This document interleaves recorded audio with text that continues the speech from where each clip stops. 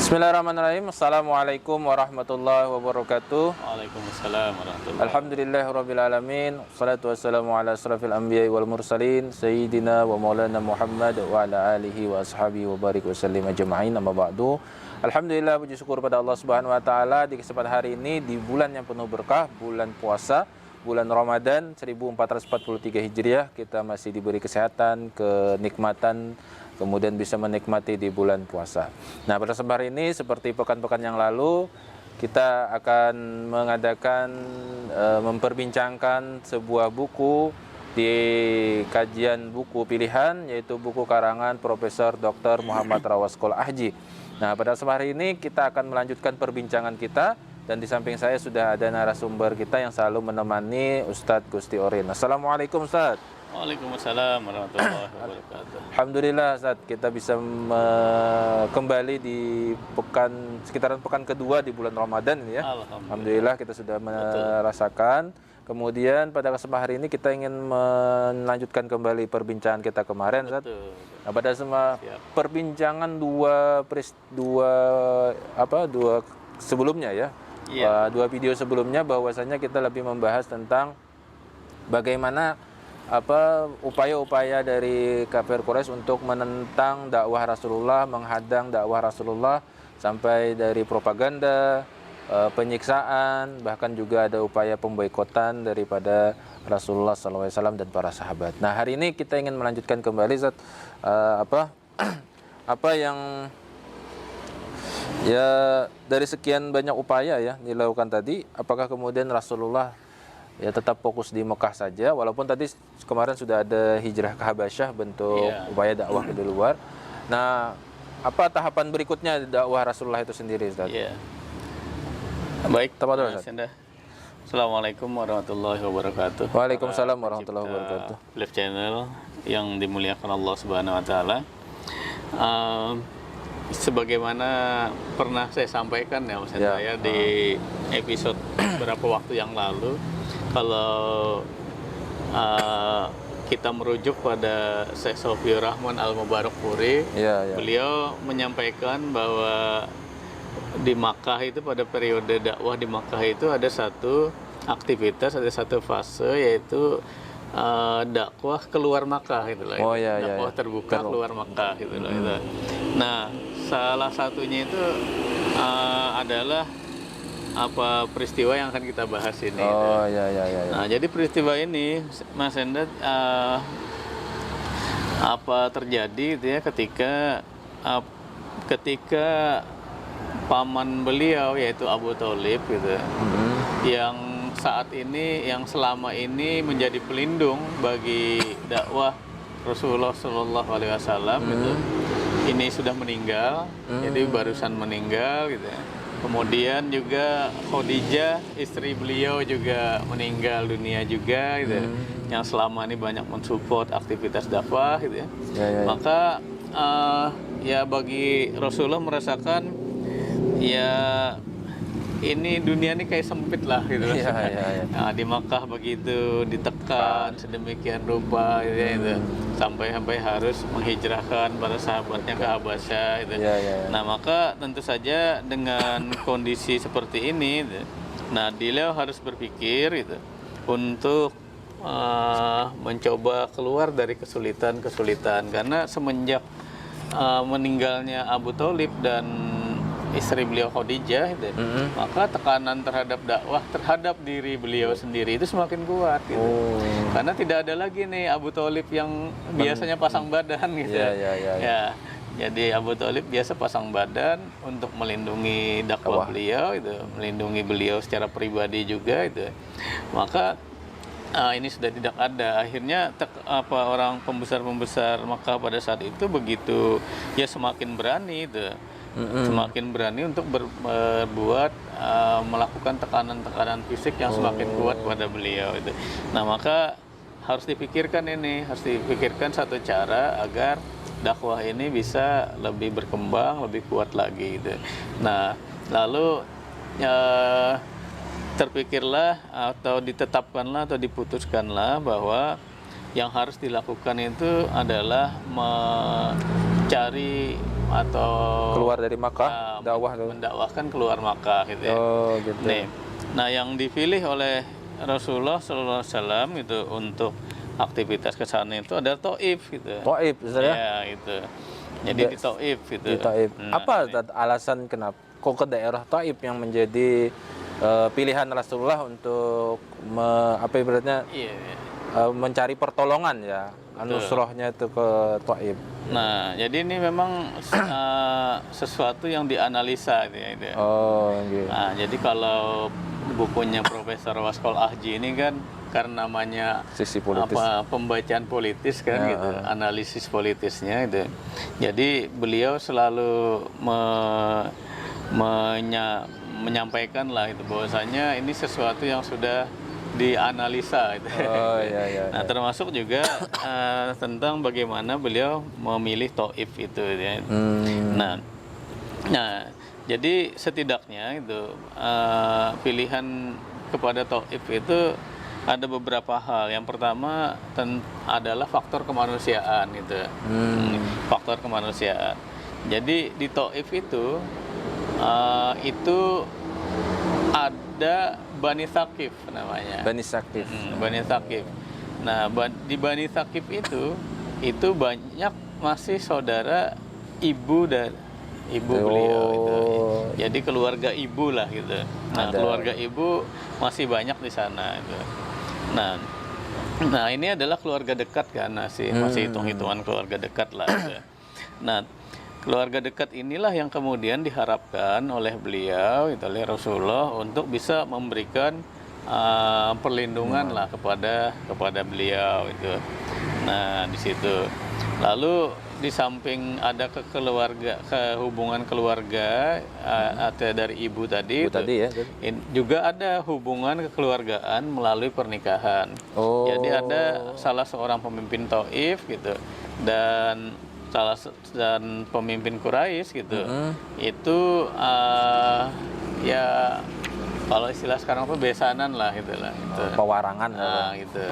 Itu akhirnya ya orang tradisi zaman itu kan masa itu betul-betul menjaga suasana seperti itu.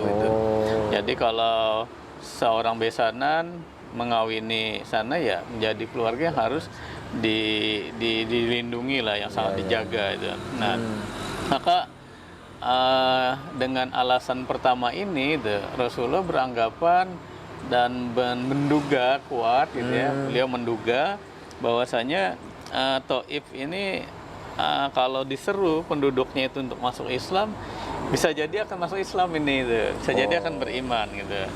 Ya. Dan kemudian kalau misalnya diajak untuk membangun pondasi peradaban Islam, bisa jadi juga mau gitu lah itu. Nah, ini dugaannya seperti itu gitu. Nah, jadi ya analisa kemanusiaannya itu seperti itu dari sisi kemanusiaan tadi, hubungan sosialnya tadi itu. Nah, jadi analisanya kayak gitu ya, itu. Walaupun faktanya kemudian tidak terjadi gitu ya, itu. Faktanya tidak terjadi. Nih, jadi itu pertama. Yang kedua itu pertimbangannya itu adalah faktor ekonomi. Ada faktor ekonomi juga, Ustaz ya? Iya, betul, faktor ekonomi ini juga sangat. Jadi Taif itu dikenal sebagai daerah pertanian gitu. Nih, jadi dia daerah pertanian, perkebunan gitu lah. Iya. Ini yang juga punya banyak simpanan sumber daya alam lah gitu. Ya, cuma sumber daya alam yang ibaratnya yang sederhana yang dibutuhkan pada saat itu. Ya. Tentu bukan sumber daya alam kayak minyak bumi, batu bara, bukan gitu. Mungkin ada, cuma pada saat itu kan belum tereksplorasi. Tapi yang bisa dimanfaatkan pada saat itu. Nah, jadi pertimbangan beliau adalah jika seandainya Allah mentakdirkan ini, seandainya Allah mentakdirkan Taif ini sebagai daerah yang baik bagi dakwah Islam, dan orang-orang di sana mau menerimanya, maka tentu Rasulullah dan para sahabatnya yang kemudian akan hijrah ke sana, misalnya Taif itu, tentu akan mendapatkan kemudahan gitu. Ya, kemudahan dari sisi perekonomian gitu ya. dari sisi penghidupan itu akan mudah karena ini satu daerah yang tadi kaya dengan pertanian, sumber daya alamnya juga cukup gitu ya. Nah, dan ini juga akan membantu juga karena kalau embargo atau pemboikotan tadi terjadi lagi kan. Nih, kalau misalnya embargo itu terjadi lagi misalnya nih gitu ya. Terjadi lagi kan diperlukan apa terutama sumber daya pangan lah ya. Iya, ya, kebutuhan pokok tuh terpenuhi lah. Tentu kalau terjadi waktu kemarin pemboikotan yang waktu beliau di Makkah kemarin itu yang kita bahas di episode sebelumnya. Nah, itu kan sampai-sampai tidak ada bahan pangan kan gitu. Iya, betul. Nih, sampai tidak ada bahan pangan yang bisa dipakai untuk makan itu. Tentu akan menjadi satu kesulitan gitu. Ya. Nah, beda kalau daerah tersebut misalnya merupakan daerah yang secara kebutuhan pangannya itu bisa mencukupi. Jadi di embargo misalnya berapa lama, diboikot katakanlah 3 bulan, 4 bulan atau tahunan, itu masih cukup makan. Itu kebutuhan pokoknya cukup, terpenuhi. Kebutuhan pokok terpenuhi. Ya. Ikan mancing misalnya, gitu. Nggak tahu itu makan ikan. Ini ikan mancing, itu apa-apa bisa diambil dari alam sekitarnya. Ya, karena kan daerah pertanian tuh, artinya perkebunan, tanaman-tanaman banyak gitu. Apa saja bisa dimakan. Iya, Itu. Apa saja bisa dimanfaatkan untuk menyambung hidup gitu. Nih, ada ubi-ubian misalnya, ada bonggol-bonggolan misalnya, ada daun-daunan yang bisa dimakan gitu, dan lain-lain lah ya gitu. Ya, seperti itu. Nah, jadi itu juga sangat membantu nantinya itu. Nah, kalau misalnya Taif ini ditakdirkan Allah sebagai tempat yang bisa menjadi tempat yang baik buat dakwah Islam, dan tentu sangat membantu juga dalam menyebarkan dakwah gitu. Karena kan menyebarkan dakwah apalagi dalam lingkup kenegaraan gitu, ini tentu memerlukan banyak dana itu, tentu memerlukan banyak harta gitu ya, yang harus disumbangkan gitu. Karena tentu saja ya pertama mungkin secara defensif akan menghadapi tekanan-tekanan dari dalam maupun luar dari luar menekan gitu kan gitu. Nah, ini tentu memerlukan sumber dana itu. Nah, jadi begitu itu secara ekonomi seperti itu, Mas Hendra. Iya. Nah, yang ketiga Mas Hendra itu secara strategis. Jadi ada faktor strategis. Tempatnya itu ya. Ya. Jadi Taif itu digambarkan sebagai satu daerah yang berada di puncak gunung gitu. Nah, gitu. Jadi di gunung. Nah, gunung itu kan gitu dalam kebiasaan saat itu mungkin juga sekarang gitu ya. Gunung itu menjamin adanya perlindungan bagi siapa saja yang tinggal di sana gitu. Jadi kan gunung itu kan ada tebing, ada apa lereng, apa segala macam gitu. Nah, itu bisa menjadi pertahanan tempat berlindung gitu loh itu. Nah, coba kalau kita melihat misalnya film-film yang dibuat oleh Amerika misalnya tentang perang Afghanistan apa-apa itu kan ketika berada di gunung-gunung para pejuang Afghanistan itu mereka kan enak sekali anunya bisa memantau dari ke bawah dan berlindung orang untuk menuju ke sana kesulitan gitu. Nah, sementara mereka sudah terbiasa di sana itu. Nah, jadi ke situ. Jadi benar-benar memberikan satu perlindungan lah itu. Terus memberikan satu jaminan perlindungan dan bagi seandainya di sana itu bisa jadi tempat dakwah itulah itu. Nah, jadi orang lewat juga sulit karena jalannya berliku-liku. Orang yang mau nyerang nih misalnya nih kan embargo tadi mau diserang berliku-liku dan sebagainya itu. Berarti Rasulullah memilih tempat itu tidak sembarang ya Pak. Itu beliau banyak pertimbangan satu, ya kejeniusan gitu ya, itu kecerdasan gitu, untuk melihat betul dulu gitu, mengamati suasana. Kalau istilah sekarang tuh suasana geopolitiknya. Kan? Ini daerah mana nih yang pas ini diamati banget gitu. Jadi tidak ujuk-ujuk data. Itu. Ya seperti itu. Nah, jadi secara strategis juga Mas Hendra itu Taif itu daerahnya berbenteng gitu. Daerahnya berbenteng gitu ya. Nah, karena dia memiliki benteng gitu, maka ini juga bagus. Nah, karena kalau seandainya gitu ya, dakwah Islam diterima di Taif, kemudian Rasulullah berhasil membangun fondasi kekuasaan dan peradaban di sana, kemungkinan terbesar kan pasti akan yang orang yang menentang dakwah tadi pasti akan menyerang kan gitu. Iya, betul. Ini. Nah, maka Taif yang sudah sejak awal memiliki benteng-benteng itu tentu akan menjadi satu Pertahanan tempat yang bagus ya. menjadi tempat bertahan yang bagus, Iya, tempat betul. berlindung yang baik gitu ya. Nah, di situ itu. Iya. Jadi ini juga merupakan satu faktor strategis. Sekalipun sebenarnya juga di Yathrib atau Madinah nanti kalau kita bicara Yathrib ya itu. Ya. Di Yathrib juga sama sebenarnya, dia juga punya benteng-benteng juga itu ya itu. Nah, tapi dari sisi untuk perlindungan gitu, sisi defensif gitu ya, untuk bertahan gitu. Itu benteng-benteng di Taif itu lebih Mumpuni sulit lah. lah untuk ditaklukkan, sulit untuk ditundukkan gitu. Nah, maka itulah yang kemudian menjadi Pilihan. beberapa pertimbangan lah, beberapa faktor pertimbangan gitu bagi Rasulullah untuk memilih Taif gitu. Iya. Ini Jadi sebagai itu sana.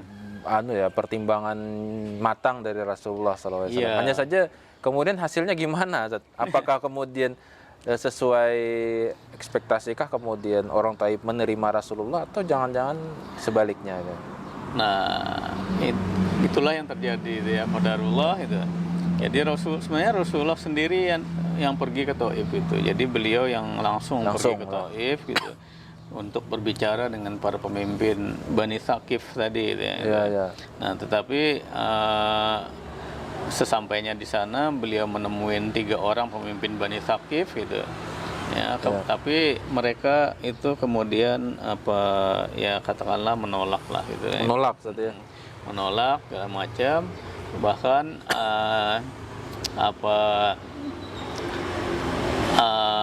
penduduk sana justru memperlakukan beliau dengan perlakuan yang tidak manusiawi lah itu.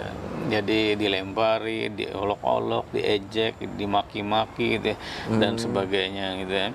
Nah, di situ jadi memang tidak berhasil ini aktivitas dakwah beliau itu untuk menjadikan Taif gitu menjadi tempat yang baik untuk pertumbuhan dakwah gitu. Ini ternyata tidak berhasil gitu. Jadi beliau sampai berdarah-darah gitu ya. Dilempari tadi saja. Ibaratnya habis lah itu oleh penduduk, anak-anak, orang-orang bodohnya yang memukuli beliau itu segala macam. Akhirnya dakwah ini tidak berhasil di sana. Sampai kemudian beliau sampai di kebun, salah satu kebun gitu ya. Lalu di kebun itu beliau berdoa di situ ya. Berdoa itu menyampaikan ketidakberdayaan beliau kepada Allah Subhanahu wa taala itu. Ya. Jadi sampaikan seperti itu. Nah, lalu di sana anak pemilik kebun itu kemudian menyuruh pembantunya itu, jadi menyuruh pekerjanya di situ untuk memberikan makanan kepada Rasulullah, karena anak pemilik kebun ini kasihan gitu melihat Rasulullah itu bersimpati kasihan, lalu disuruhnya lah pekerjanya untuk mengantarkan makanan itu kepada Rasulullah itu. Jadi disuruhnya, nama pembantunya itu adalah Adas gitu. Adas ya. Lalu kemudian disuruhnya memetik anggur gitu, diletakkan ke piring, serahkan kepada orang itu katanya itu. Nah, lalu Adas pun melakukannya. Adas pergi kepada Rasulullah menyuruh makan gitu ya. Nah, lalu ketika meletakkan tangannya, Rasulullah SAW berkata Bismillah. Baru setelah itu beliau makan. Dan Adas ini memperhatikan ini. memperhatikan dan- selama Rasulullah Iya. makan dan aktivitas yang lain lah. Ustaz. Nah, jadi ternyata ucapan Bismillah tadi juga cukup menarik buat Adas gitu loh itu. Berarti itu satu yang Iya. perkataan yang tidak biasanya mungkin ya, saat itu. Betul. Cukup menarik buat Adas. Jangan sampai-sampai Adas berkata kepada Rasulullah itu, demi Allah perkataan ini belum pernah diucapkan oleh penduduk daerah ini. Gitu. Iya, iya, iya. Nah itu. Lalu Rasulullah menanya kepada Adas, berasal daerah mana kamu wahai Adas dan apa agamamu itu? Iya. Nah, lalu Adas menyampaikan bahwasanya aku agamaku Nasrani. Aku adalah salah seorang di antara penduduk Ninawa itu. Nah, itu di bagian wilayah Irak gitu. Ya. Lalu kemudian Rasulullah menyampaikan kepada Adas gitu. Kalau begitu kamu berasal dari desa orang yang soleh, Yunus bin Matta gitu. Nah, lalu Adas berkata lagi kan, menanyain lagi kepada Rasulullah, dari mana kamu tahu itu tentang Yunus bin Matta itu gitu. Iya, iya. Lalu kata Rasulullah itu, dia saudaraku, dia seorang nabi dan aku juga seorang nabi itu. Lalu Adas percaya gitu kan gitu. Adas percaya, kemudian dia sampai mencium gitu kepala Rasulullah, mencium kedua tangannya, mencium kedua telapak tangannya itu. Nah akhirnya apa anaknya pemilik Pembantu kebun tadi itu ibaratnya ya agak marah lah pada Adas gitu loh itu. Ya, agak marah pada Adas gitu ya itu. Lalu dia tanyakannya, kenapa kamu sampai mencium orang itu kepala, tangan, kaki itu. Lalu disampaikanlah Adas, wahai Tuanku, tidak ada sesuatu di bumi yang lebih baik dari ini gitu loh. Ini tidak ada yang lebih baik dari ini. Dia telah menyampaikan kepadaku suatu perkara yang tidak diketahui kecuali oleh seorang nabi gitu. Jadi cerita Yunus bin Matta tadi itu tidak ada yang ibaratnya yang Tahu. paham lah gitu loh itu. Kecuali dia memang nabi gitu loh. Iya. Nah, maka Adas masuk Islam akhirnya itu. Jadi masuk Islamnya seorang pekerja di kebun saja itu sudah luar biasa sebetulnya. Sebenarnya itu loh itu sudah luar biasa. Walaupun kemudian Adas diminta untuk kembali kepada agama awalnya, tapi dia juga tidak mau itu loh itu. Ya ini juga menunjukkan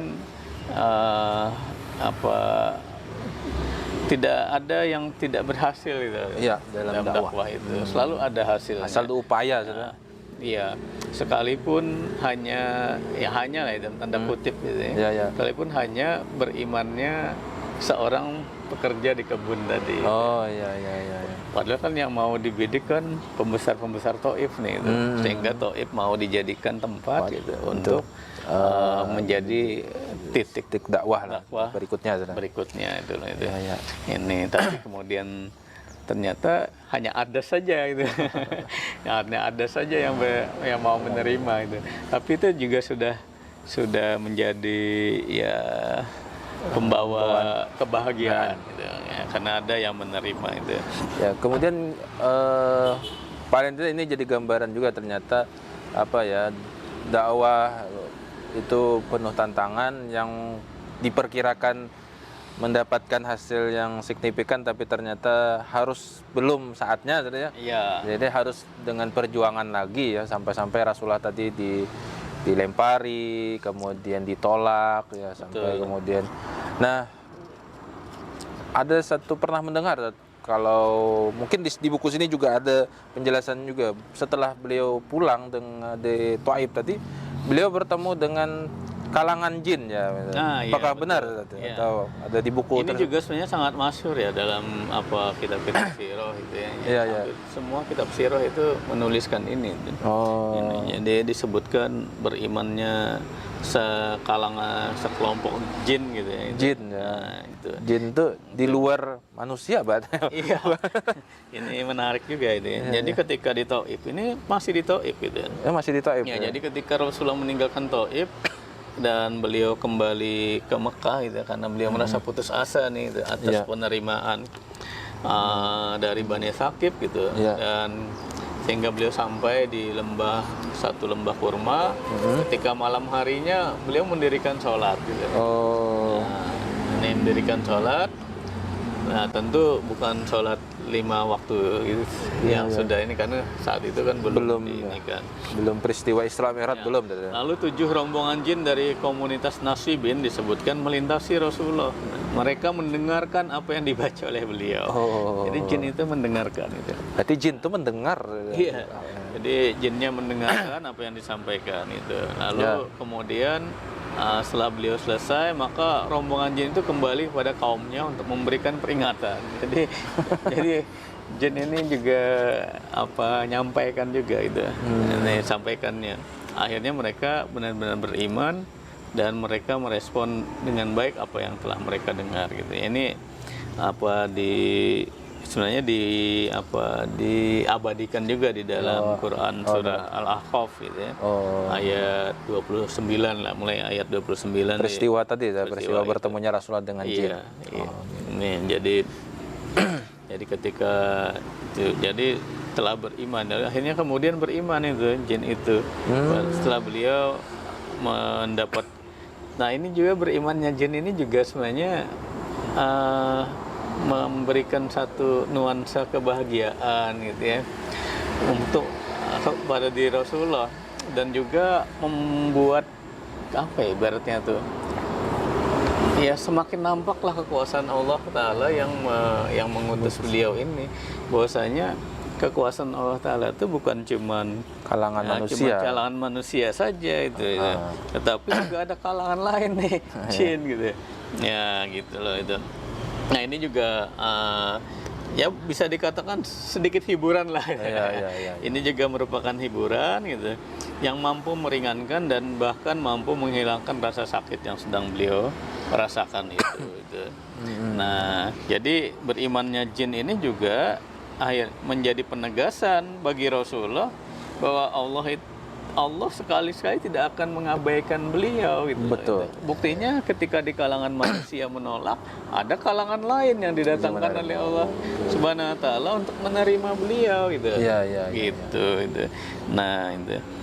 Ya, jadi ini menunjukkan itu, bahkan menunjukkan Allah senantiasa membersamai beliau gitu. Allah mengubah kesedihan yang dihadapi menjadi cahaya yang menerangi.